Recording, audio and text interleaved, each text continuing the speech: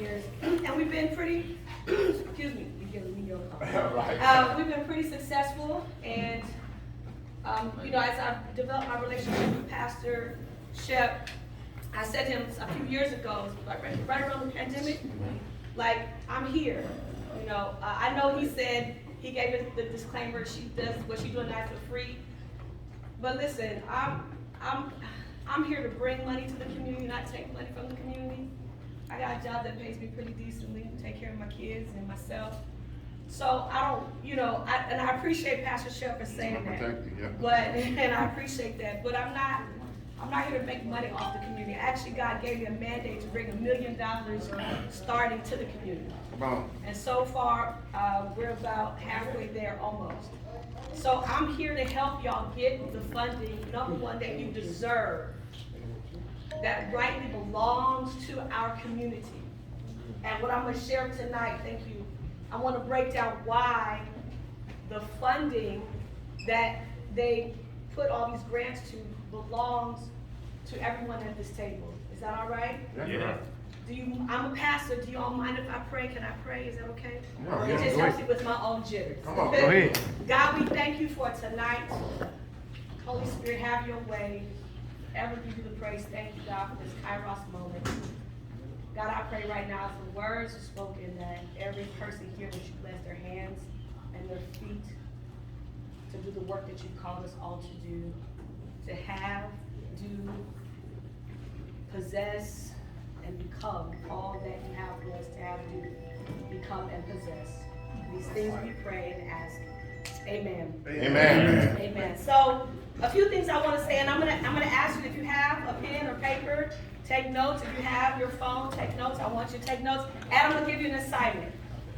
So take notes. So the first thing I want to say when we talk about nonprofits, let me just say this: the purpose of 501c3 nonprofit status is simply about tax filing. You can be a nonprofit and make a profit. Yes. You can be a for-profit and do nonprofit type work. The main purpose of a nonprofit 501c3 is really about taxing, how you file the tax on the organization. So, do you have to have a 501c3 to do community work? No. Do you have to have a 501c3 to take in money and make donations, get donations? No. Actually, no. It's actually no. However, when you want to do your taxes and you don't want them to charge it to your personal Social Security number, then it's good to have a 501c3 because that 501c3 has its own tax identification number. It's called a TIN. Write that down if you don't know it. TIN. Otherwise, any other money is going to be charged tax time to your Social Security number. Does that make sense? The same reason why you get an LLC. Anybody here is an entrepreneur or budding entrepreneur?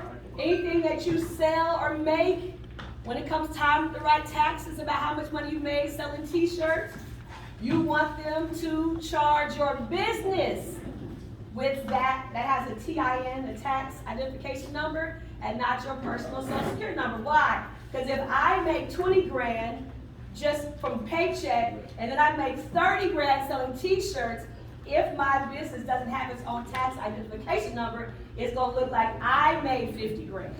Does that make sense? That's why you wanna have an LLC, all of the entrepreneurs, budding entrepreneurs, if you do any kind of business outside of your day job or wherever you have a W-9, please, y'all, go get an LLC and put everything under your business. Your cars, your cell phones, your cables, put all of it under your LLC. Because that way, any monies raised can be charged to LLC as long as you tell them to put it in that account. Can you put child support? Listen. No, No, but there's hope for child support. That's a whole other conversation. What about water and power? All that, go from that too?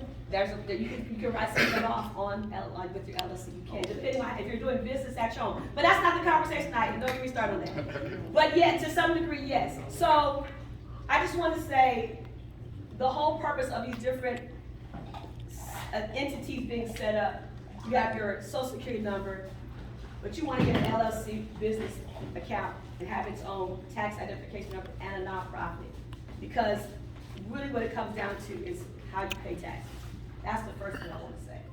So if it's on your heart to do business, it's on your heart to serve the community, you do not have to have a 501c3. However, if you want to get funding from big funders, if you want to work with the city, if you want to be able to receive money from someone who wants to give you $1 million, but they want to be able to write off on their taxes, then you should probably have a 501c3. And a 501c3 is not hard. It's not hard, it's just process. Yes, sir. I can't hear you. Can you just repeat that last little part for me? I didn't get it better understand. You said it. So the purpose of a 501c3 is that, let's say you're doing good work in your community. Let's say you're taking 5 boys every week fishing. And I want to give you $10,000 to do that. Now, I could just give you $10,000, but the problem is I won't be able to write that off on my taxes because it's going to be charged under your social security number as just, I just gave you, right? That's my EIN. Under your social security number. But if you have a nonprofit and you have a TIN, which is tax identification number, now that $10,000 is a donation to your nonprofit. I can write it off and you can, when you do the taxes for your nonprofit, it goes under that as a donation. But with the LLC, it has a TIN attached. Absolutely, LLCs who want to do business. So that was just for I just want to say for the entrepreneurs who want to run business. I just want to encourage you all not to stop at sole proprietor and go ahead and get the LLC because an LLC gets its own tax identification number. But you are sole proprietor on the LLC. No. So I am the Juma, but I got an LLC called Wake Up and Win. So when I do preaching engagements, when I sell my t-shirts, that money goes to that account and it does not come into Juma's personal social security number. So I do taxes for my Wake Up and Win, which is an LLC. And then I have a nonprofit and I do a separate tax for my nonprofit. Otherwise, all that money that comes through is on my social security number, and I don't want that. Because then it takes my tax bracket up. May I add, if someone tries to sue you for business, your personal stuff is not protected. yes, but if you're in the LLC, they can't come after you individually. Yeah. They can just come after your business. Right. So I got a question. Yes, You got the TIN number. tax identification number. So what's the difference between that and the EIN? So an EIN is employee identification number.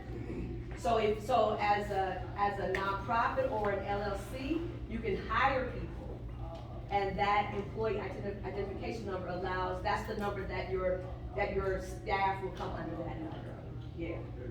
So all of these designations, I said all that to say, the different designations come down to protecting your assets and also how you do your taxes.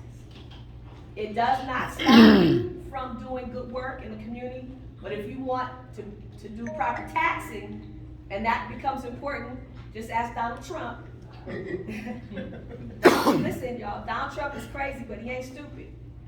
There's a lot of stuff he ain't had to pay for because it all went under his LLCs and his nonprofits. So that's why those things are important.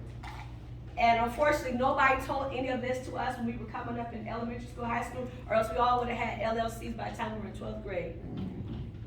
But we know now, and we can do something different. So that's what I'm gonna say about that. So, nonprofit work. Nonprofit designation.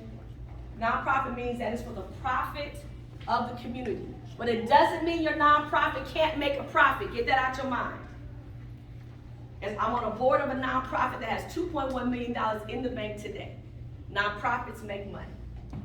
They keep telling y'all they don't, but they do. They keep telling us, oh, nonprofits don't make money. The devil is a liar. Right? But it's all how we do the business. So you can have a very successful nonprofit, that serves the community, because that's what it's for. It's for the benefit of the community, that also creates a stream of income for yourself and your staff. It cannot create income for your family, because your family can't be taken care of the nonprofit unless they work for the nonprofit. But it can create streams of income for the people that you serve, the people that you love in your community. Now, the first thing I like to tell people about doing nonprofit work is, number one, we belong in that space.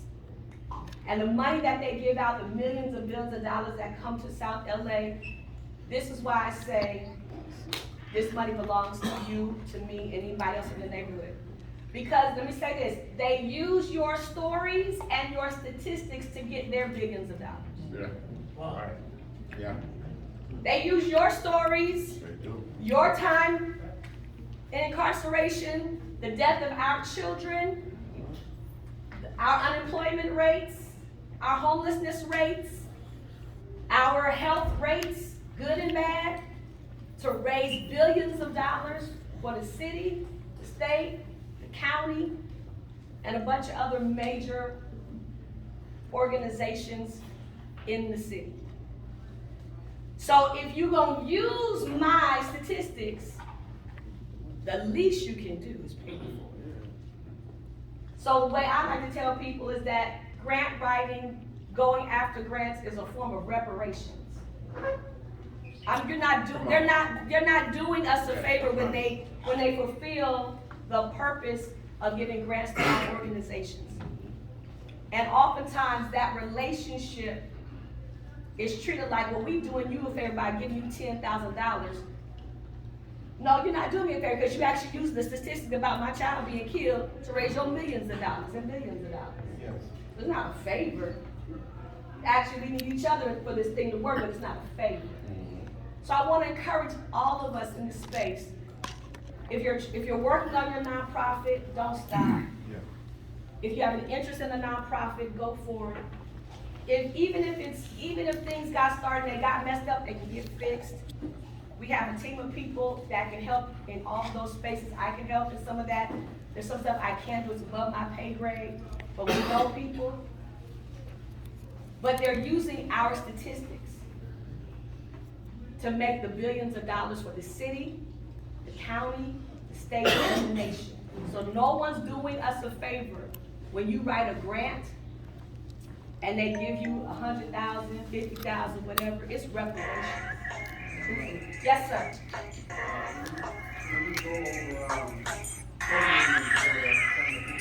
Yeah, I'm gonna get into that, but I just want to establish a mindset that everyone, that you really begin to think about. If you haven't done it, really think about it and go for it. Because the money belongs to us, and we belong in the space of nonprofit work, because nobody knows better our communities than the people that come from our communities. And we actually are our own answer. Yeah. Me and Shep were in a meeting today, and the guy started saying, well, we call it experts, and all of us started cringing. Because you all know what that means. They call the people that ain't never been from here to talk about what we need. How do you know what I need? You ain't never been in my house, right? But guess who are the real experts? Everyone in this room is the real experts. So that's why we belong in that space. So I just want to establish that mindset. So I'm going to break down the work of nonprofit work in an acronym, MICE, MICE. Mice don't mean nothing, but the letters do. So the first thing I want to say, the M stands for management. What's supremely important and makes the difference in the success of our nonprofits is management. Now, part of why our churches, and I know because I'm a pastor in our communities, struggle to get the grants is because there is a deficit to some degree in management skills. So money has been given out. There was a time where the Broadway Federal gave a bunch of money out to black churches in LA, and more than half of the loans defaulted. Not because people were bad, not because clergy and pastors and members of churches didn't want to pay them back. They didn't have the management skill set to manage the lending process and the loans. And whenever, it's like, if you can't manage $10, you can't manage $10,000. And so, when we talk about nonprofit work, one of the things that I want to encourage as we're going out for this work, and part of why these conversations are important, is that we really focus on management. Management is how much is something gonna cost, when are you gonna do it, and where are you gonna do it, and managing the process. Nonprofit work, a big part of it is management. And we're gonna talk about capacity in a second. For those of you that already have nonprofits, and those that want a nonprofit, part of what's going to happen, if you don't have management skills, don't fake it till you make it, get someone who does. And let me say this, management skills are in our community. Yeah. Y'all been managing a whole lot of stuff for a lot of years. Just nobody gave you credit for having management skills. And so there are people that you know that have management skills. Those are the people you want on your team. Because that will determine the future success of your organization is management. The second letter, which is I. This is the why we do nonprofit work. Impact and influence. What they want to know is what impact, what influence are you making? Why are you doing this work? What kind of impact are you trying to go for? So if you're working on your nonprofit, the question to ask yourself is what kind of impact or influence do we want to make? Is that in the area of safety, in the area of education, in the area of health? You have to have that determined and have that clear. You don't have to have all the answers, but you have to know what kind of impact you want to make. And for those that already have nonprofits, that's one of the key questions when they're asking about your story. Well, what impact do you make? And let me say this.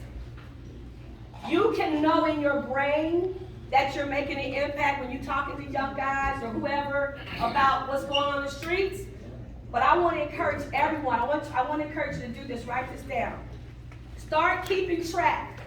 Like if you, especially those of you that do intervention work, if you are stopping 5 fights a week just because you have conversations, start writing that down. Because one day someone's going to ask you, well, what do you do for the community? Well, listen, every week I'm stopping 5 good fights.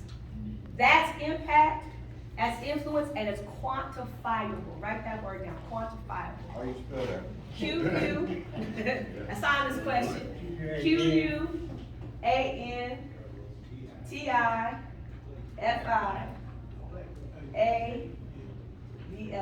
quantifiable, B-L-E.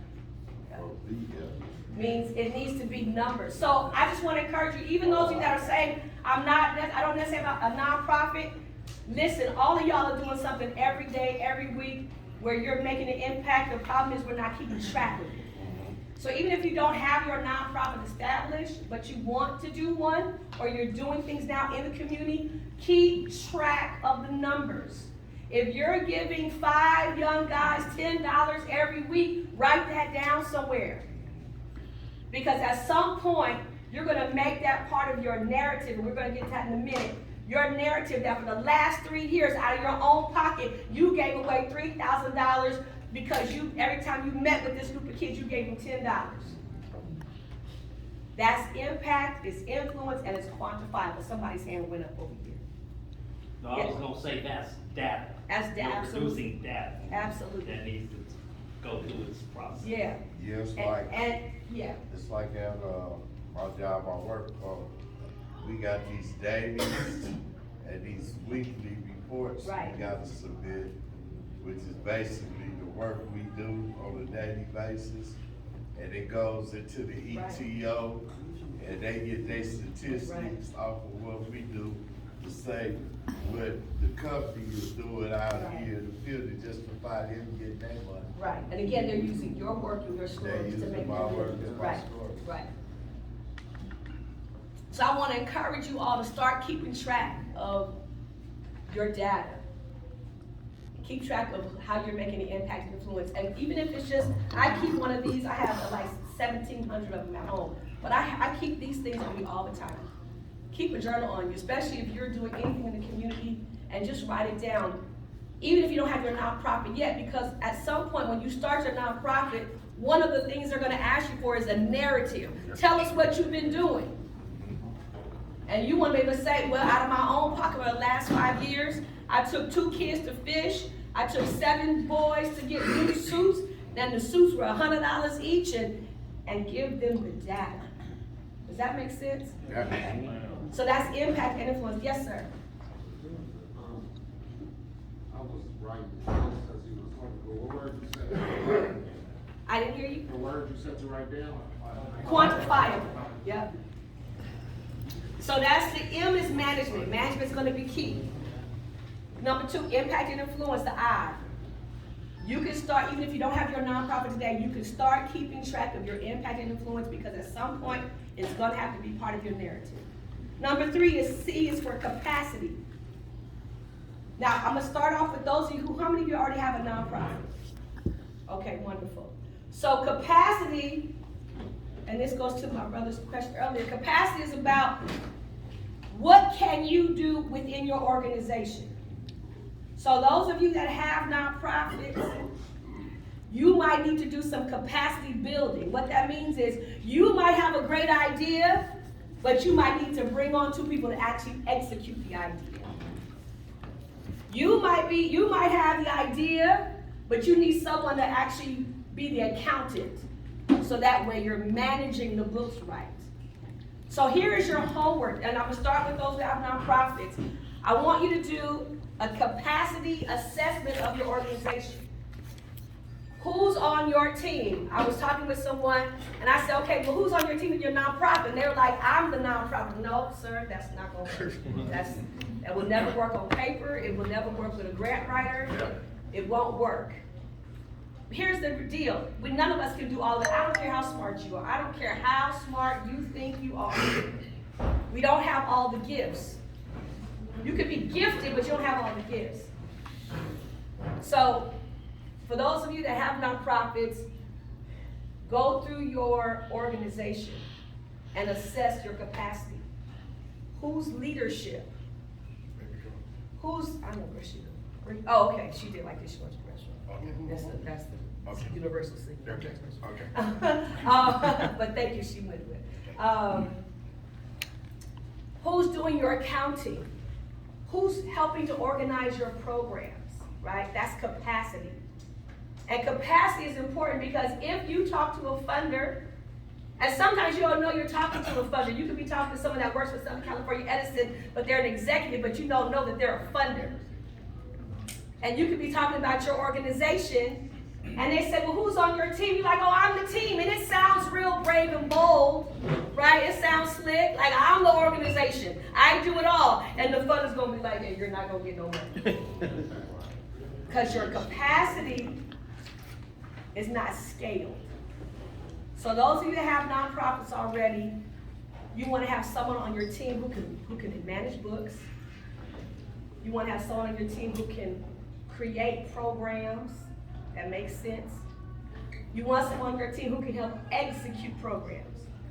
The difference between a person who can create programs and execute programs is the difference between the person who makes the food and the person who serves it. One makes it, one executes, one serves it, brings it out. And then you want someone who's managing what you call the human resources. And these don't have to be like, executive level people. These can be people that you just know in the community, but they have a skill set. And I want to encourage you to really look at the capacity of the organization. For those of you that don't have nonprofits yet, start working on your capacity. So if you want to build a nonprofit, start talking to your friends. Which one of you can count? Who can add, subtract, multiply, and divide, and won't get us in trouble with the banks and the funders? Which one of y'all can organize ideas and make a program? Which one of you can write and create and start building your capacity?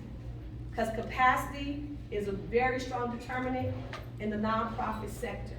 Make sure they trust one another. Absolutely. That's a given. Okay, so management, impact, influence, capacity.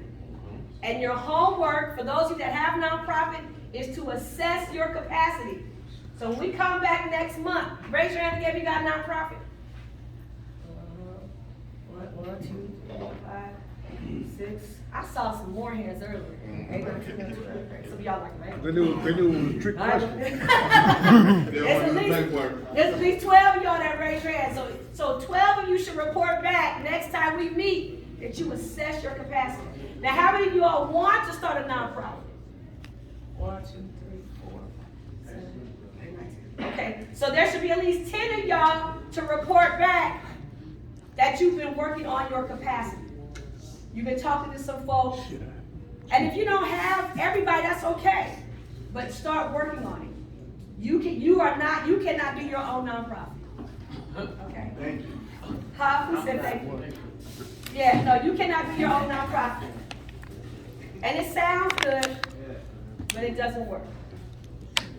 And then the last thing is E, execution. Execution. You gotta do what you tell the people you gonna do with your nonprofit. Come on. Now this is where it gets tricky. Because we definitely want to make money, get paid with our nonprofits. And oftentimes, and I run into this a lot, where people are like, well, I need some, I talked to a woman not too long ago. She was like, well, Reverend Juma, I need some money. I need to get some grants. I was like, but do you know if you get some grants, you ain't gonna get the money. like they're not writing you a check out, sis. They gonna write your organization out because there's a work you said you're gonna do with the money. Now, you can be a line item. Yeah, right. But the money ain't coming to you. And she was like, oh. So let's talk about how it works.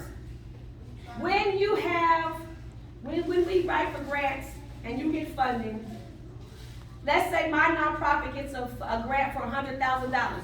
Najuma's not getting $100,000. Why? Because my nonprofit is for the benefit of the who? There are y'all. Okay, y'all passed the first pop quiz. Which means that only a percentage of the $100,000 is going to go to my salary as a CEO. And that might be as low as $20,000. I know some of y'all just got discouraged at that number right now. What? Right. The point was, so that's why you don't go after one grant, you go after a bunch of them. So if I have a grant for $100,000, my salary might be $20,000.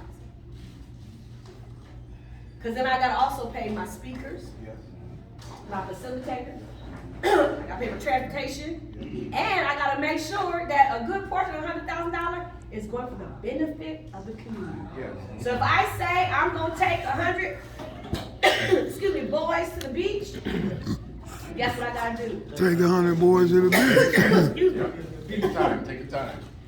Quick question. Is it a certain percentage that has to go to the, whatever it's all in the grant purpose? I think you got excited about the beach. I Take do. another I love you. She's gonna answer your question. Go ahead, take it. Yes, there's a percentage, and it depends on the funder. Some funders will say only 20% can go to salaries. Some will say not more than 50%. So this is where having somebody on your team, part of your capacity building, is someone who can really read the fine print on the grant, who can say to you, now you do know, only a certain percentage can go to salaries. Now let me say this, can you make a living doing nonprofit work? Yes, but you gotta go after more than one grant.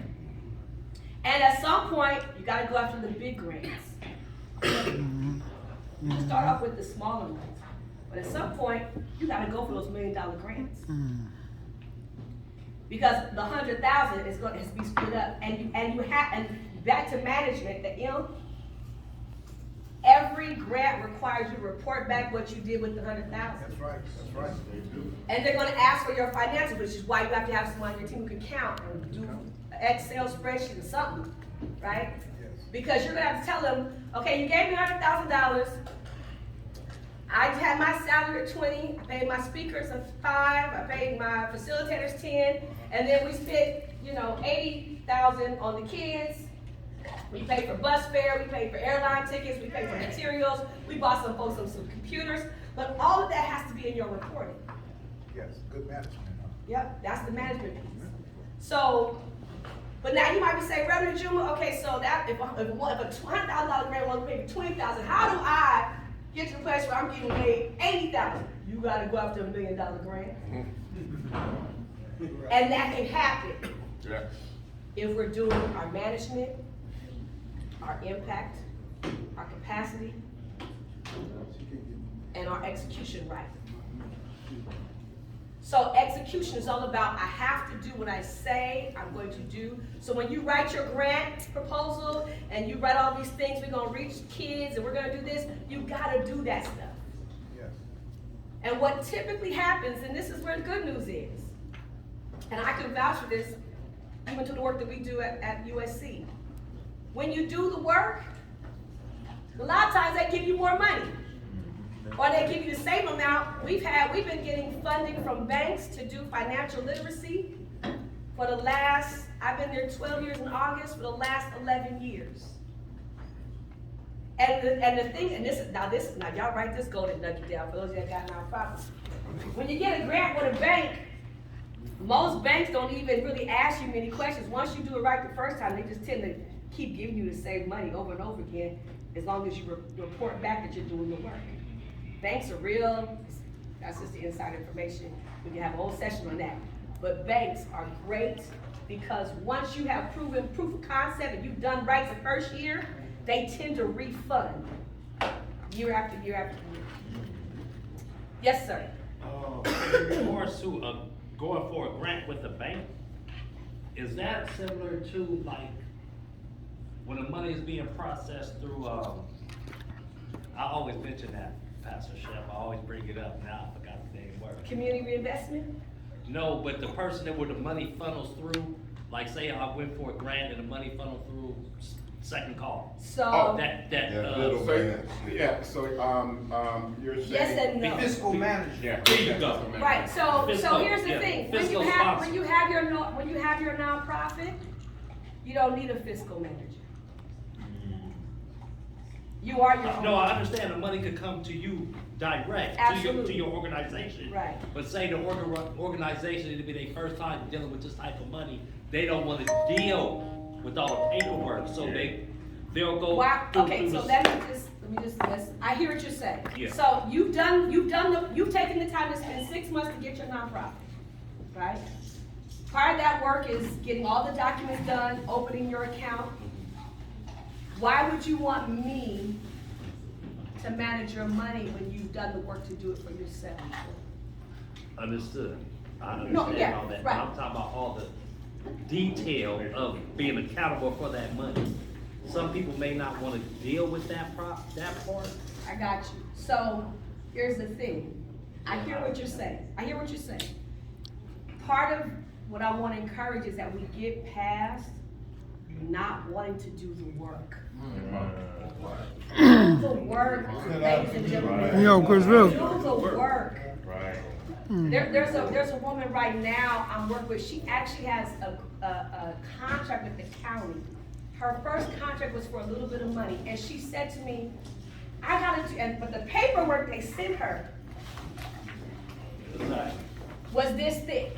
Yeah. And she was like, "I gotta do all this paperwork for $10,000. I said, "But what you're missing is on the front of here is a contract number with the county. That doesn't go away. So yeah, you gotta spend 3 weeks doing this much paperwork for $10,000 this first time. But you got a contract number with the county that doesn't go away, which means the next time you can get 20, and the next time you can get 50, and the next time you can get 100, and so on and so forth and so on. So go ahead and do the work. And I hear what you're saying, but listen, I want to encourage you, let's get past not wanting to do paperwork. Because it's just paperwork. And there are people like me and Shep and others who can help with, it's just paperwork. It's just time and investment. Why would you want someone else to manage your money? Because if I manage your money, then you have to go by what I say, not what you say. Yeah. If I manage your money, I pay you when I want to pay you. If I manage your money, I give you the percentage I want to give you. Yes. Get free, manage your own money. Yeah. And get people on your team that can help you with that. Yes, sir. Yeah, because right now I have a grant from the county, Amen. and we have to go through Amity as the middleman, but the money goes straight to my account. So I got you. we still manage our own money. Yeah, yeah, and that's a great situation, yeah. And I'm just saying that for those that are not in that position, you can get in a position where you don't have to have a fiscal sponsor. It's not required. But if we do our work, we don't have to rely on somebody else being our fiscal sponsor all the time. Maybe sometimes in the beginning, maybe in certain scenarios, there are $1 million grants that say that require certain things. But if you're established, you can cut out that part of the process. Yes, sir. Thanks to all you doing this for free. I'm trying to get out of you all I can. That's all right. Listen, that's all right. That's smart. Is a grant just for finances only? So What about for property? Like say if the city had property, unused property, and you may want to. So as a nonprofit, you certainly can talk to county officials about them selling to your nonprofit property for $1. Rick and Morty. Community Coalition did it. Yeah. They got their property for $1. And others have done too. Yeah. Yeah, absolutely. Yeah. And it's about You know, comping building a too cheap. relationship, doing the work, sustaining your business, building a proper reputation, and working with the right people. It's just engagement. But we belong in that space, and we have to get past the mindset of it's for everybody else and not me. No, this is for us. Yes, sir. Just to piggyback off what he asked you, because I have some experience, when you buy through your nonprofit, it's never yours, which means you can use it for as long as, and what the stipulations are of the contract or nonprofit, the basis of it, but then after, or for whatever reason, if you decide to do something else or whatever, like a church, you can never sell it, it's never yours. Right, it belongs to the nonprofit. Right, and so my thing to anybody is, plant your seeds for yourself through your nonprofit. But if you buy using your nonprofit, it's never yours. Yep. Any So- other, go ahead. So, a couple things I want to say just in closing, and I'll take some other questions if there are any. Number one, we belong in the space of doing nonprofit work. It is work, it is process, it's cumbersome, it's a pain in the behind. But it's just hard, it's not impossible. And so I want to encourage those who have nonprofits, do some capacity assessments of your nonprofit. Any way that we can help you build capacity, any way we can help you write grants, we're here for that. For those that are interested in establishing a nonprofit, we can always have a session on like step 1, 2, 3, 4, and 5, how to do that. But you can start now by doing things like keeping track of the impact you're making, keeping track of your numbers, what you're doing in the community. Start building your team. Start engaging community conversations like this. So as you do the paperwork, because it's just paperwork, you already are ahead of the game. A lot of people start nonprofits and they haven't kept track of anything and they're just like, where do we begin? But you can start now. You don't have to wait till you have a nonprofit 501c3 to do the work. And really, truthfully, when it comes down to getting funding from grantors, they actually want to know that you spent a couple of years grinding it out, with your own resources, because now that shows commitment. That shows that you're not just in it for the money, but that you're truly there for the community and for the work of the community. The document you all have has a number, so I'm going to give you my contact information and add that to your thing, to that package, and feel free to email me, and I'll get back to you. So my name is Najuma, Najuma. Last name is Smith. My email address is revjuju65, REVJUJU65.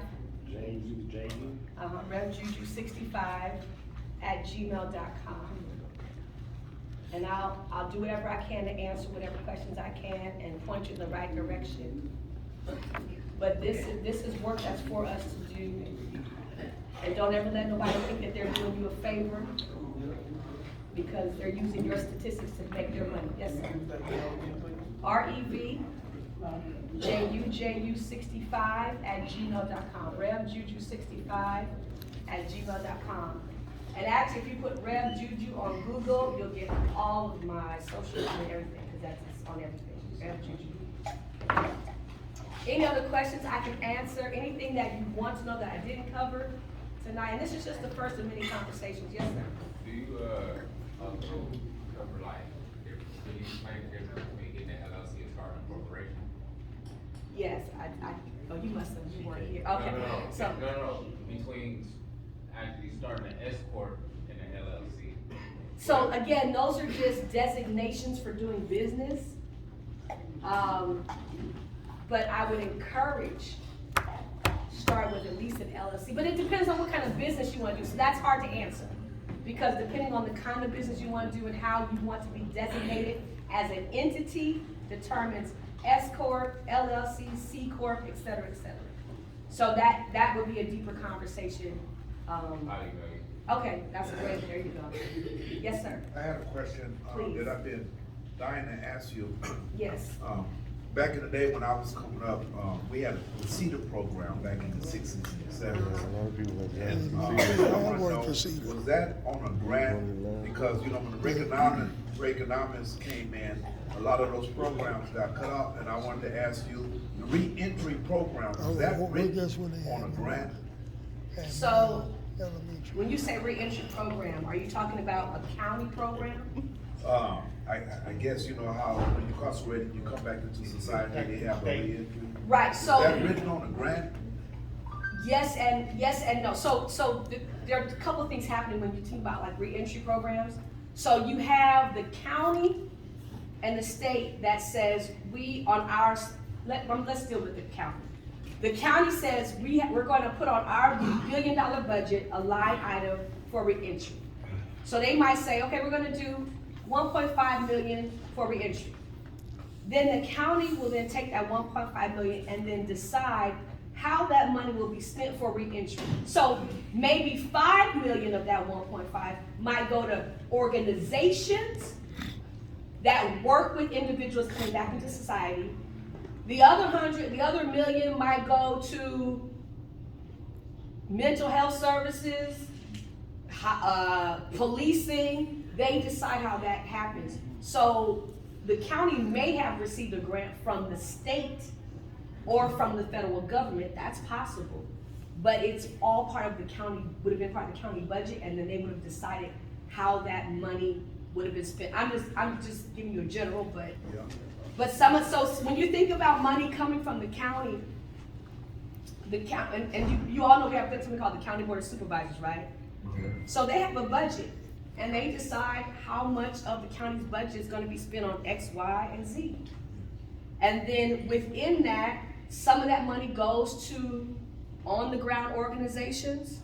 Some of it goes to larger foundations and organizations that funnel work into the community or funnel work through the community.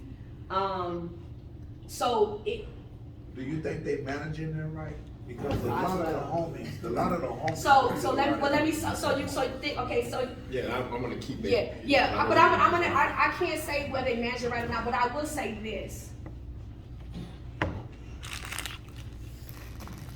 If you think about the county or and I'm not talking just LA County, but let's just take a county area for example.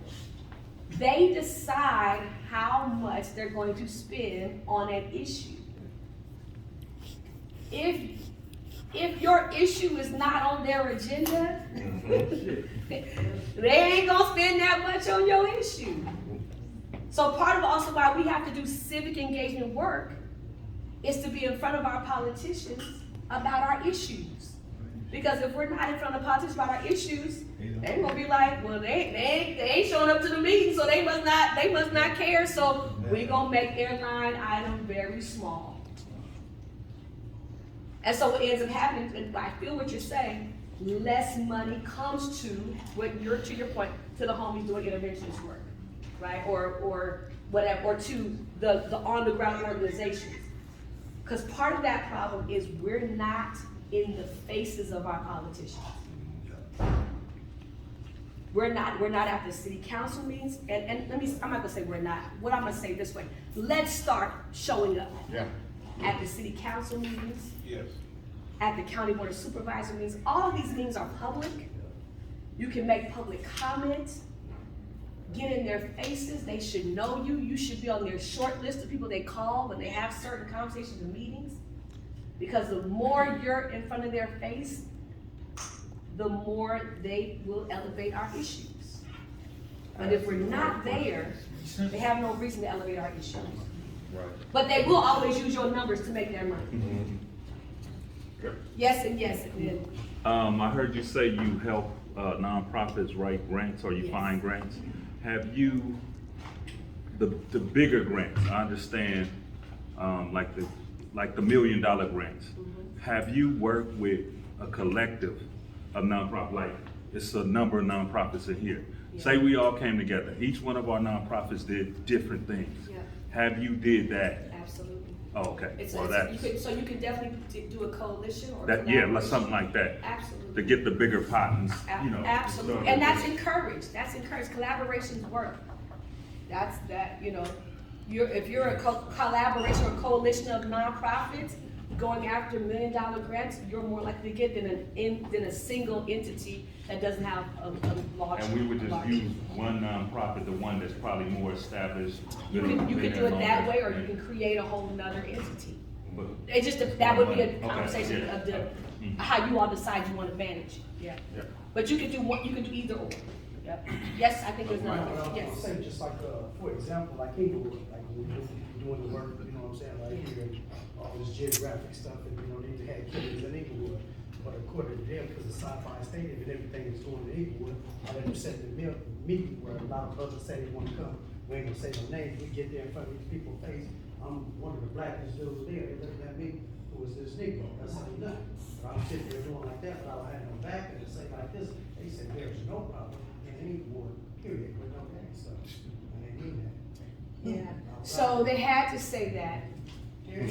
They had, well, I disagree, I agree with you with the lie that was told, but they had, but. I know, because I was Yeah. bringing up a murder case. Yeah. It was happening, they didn't put it on there, get him up out of here. Yeah, so they had to say that because they got people who have investments in Inglewood. Invest, that's what I Yeah. said. So, you can butt it out. Yeah. I'll be out here in these streets with it. Yeah, and so, let me say this about Southside, right? Let me say about NFL in Inglewood. Because that's called, if you don't know, the NFL office in Inglewood is NFL West. They actually have to give money to people in Inglewood. So if you're in Inglewood, you should be knocking on the door of the NFL West Foundation. They got to give Inglewood money, and they got to give organizations and small businesses funding in Inglewood. That's just an insider tip, but yeah. But they had to say that because they got folks who are making investments in Inglewood, and you wasn't gonna mess up their investment. Yeah. But let me say this. That should never keep us quiet about our issues. Oh, I know you are. I'm just saying, people want to do what they want to because they have an interest in making money. That's it. But you have an interest in seeing your community healed. Yeah. One more back there from brother. So if there, I'm sorry. So if you're in Inglewood, if there are corporations making money in Inglewood, those corporations have foundations, and you should be knocking on their door with your proposal how to give back to your community.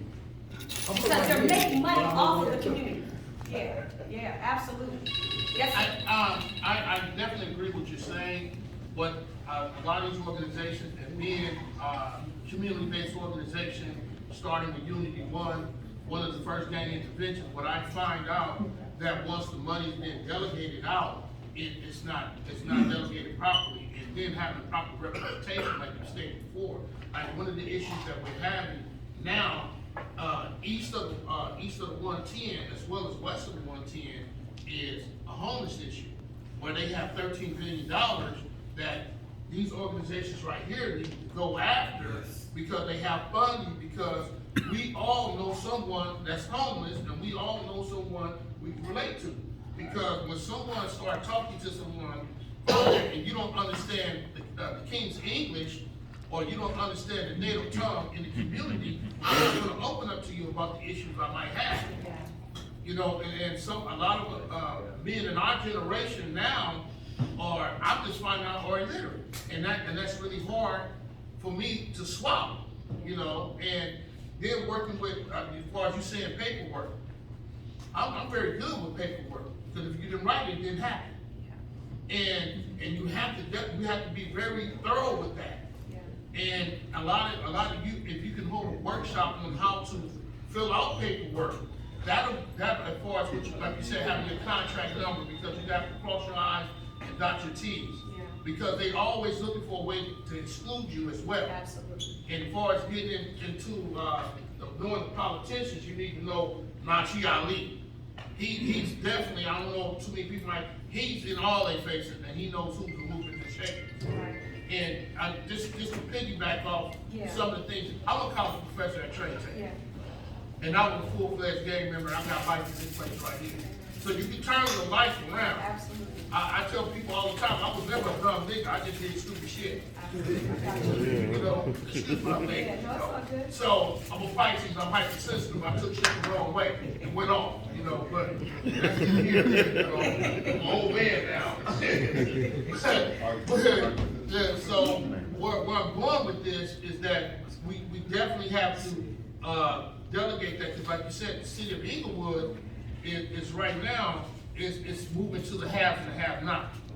And if you really look at it, anything really from Central all the way back up here, and you can't come back here. You remember when they let those fireworks down in the low bottoms in the 20s? Yeah.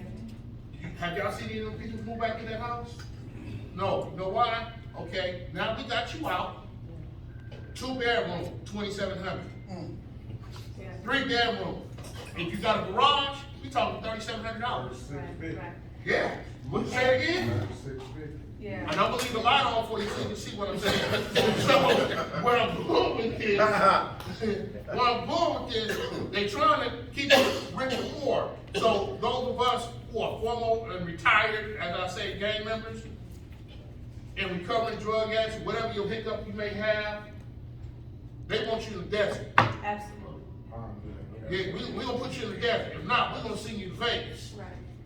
And to where now, excuse me, they have the Latinos, where they put them under the table, because what you said about the grant, about the re-entry, we have that at Trade Tech, but they don't have nobody from that was actually in the re-entry program, someone that actually did time. They got some goofies standing up there, and I'll walk up there like, who you work with? And they also have something working with youth at risk, and y'all can collaborate with them. The LACCD got big, like you said, the organizations who they gave big money to, and then the grassroots where you guys are at, they're not delegating the money to, and then when the guys come in there and say, can you help us, and we're here to help, they're like, oh, we don't know, we never heard of you, who are you? So I want to give redress to that, because I know Pastor Shep is trying to wrap us up. A few things I want to give a redress to. So we all know that there are systems at play, and part of that at play is to keep some out and help some get in. However,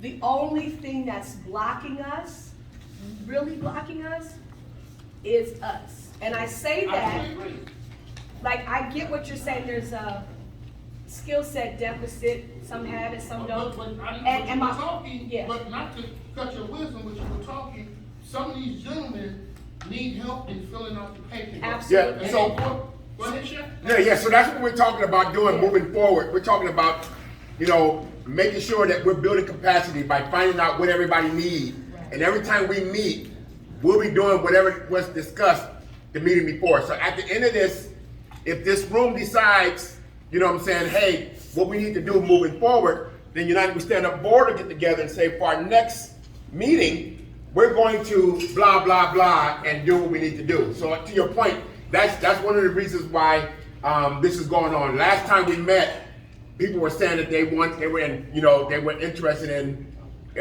community-based organizations and 501c3s. So that's why we're talking about this now. Now, the question is, those of you who have it, do you have the paperwork now? Right, Are you so, ready to rock and roll? so I'm not sure if you heard me earlier, I asked the No, I question. can't wait now. Okay, so what I did do earlier is those who have nonprofits, they actually had an assignment to do a capacity assessment, and they have to come back next month On their community or on their surrounding area? on their organization, and the ones that don't, they have to come back with some ideas, or at least having talked to some people about their capacity. So that homework was given out earlier. Yeah. So we did talk about capacity, and that was addressed, like, get people on your team who can do the paperwork, who do know accounting, who can create programs. So we did talk about that, and everyone who has a nonprofit, they were given the assignment, and when we come back next month, I want everyone who has a nonprofit to assess the capacity of your nonprofit. Do you have these people on your team? If not, who do you know? And if you don't know anybody, we'll help you find someone. One other question. Are you bringing a proposal to carry back pertaining to the homeless, addressing the homeless issue? Okay, well, yeah, so I'm not to cut you, because I know this conversation can go on, but one thing I know is that, Sorry, I say 30. yeah, so I know that when it goes on, we got people who start, leaving and walking out, so I want to make sure that we all leave together, or we all, so. Did you get my email address? Were you here when I gave my email address? Ma'am, I'm gonna get your card after you leave. There you go. Okay, so we got you. We can dialogue further. Yes. Any final thoughts, questions, comments, anything? So I'm here, like I said, this space of nonprofit work is for us. Everyone should be in it. Every one of you should be in it.